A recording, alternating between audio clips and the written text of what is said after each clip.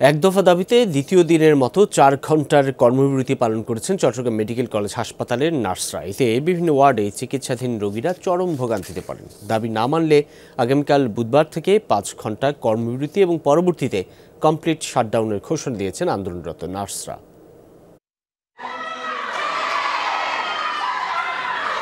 সকালে Chittagong medical college হাসপাতালের সভাকক্ষে জড়ো হয়ে দ্বিতীয় দিনের মতো কর্মবিরতি শুরু করেন নার্সরা। সকাল ৯টা থেকে দুপুর ১টা পর্যন্ত ৪ ঘন্টা বন্ধ রাখেন সব সেবা।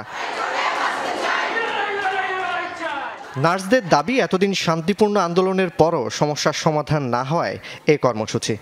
কি কারণে আমাদের দাবি মেনে নিচ্ছে না? কারণ আমরা জানি আমাদের দাবি হচ্ছে যৌক্তিক দাবি। নার্সের অধিদপ্তর নার্স বসবে, এটাই তো স্বাভাবিক। যদি আমাদের দাবি মেনে নেওয়া হয় তাহলে তো ভালো, আর যদি না মেনে নেওয়া হয় তাহলে আমাদের আন্দোলন চলছে এবং চলবে। অধিদপ্তর আমাদের অধিদপ্তর আমাদের ফিরে দিলে আমরা দাবি কি, আমরা আন্দোলন করব না।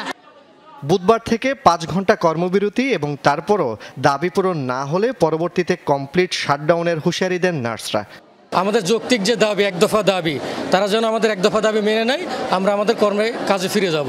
এই দাবিগুলো আমরা কেন নিচ্ছি? আমরা কিন্তু চাই নাই, কিন্তু আমাদের বাধ্য করেছেন ওনারা।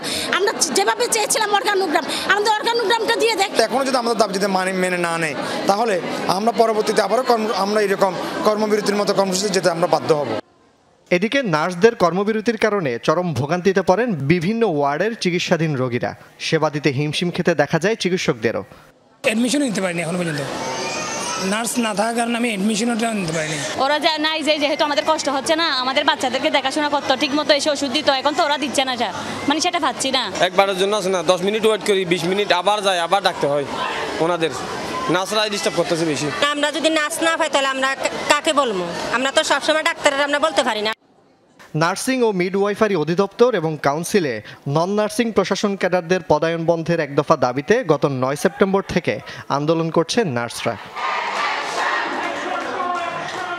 জোবায়েদ ইবনে শাহাদাত, যমুনা নিউজ, চট্টগ্রাম।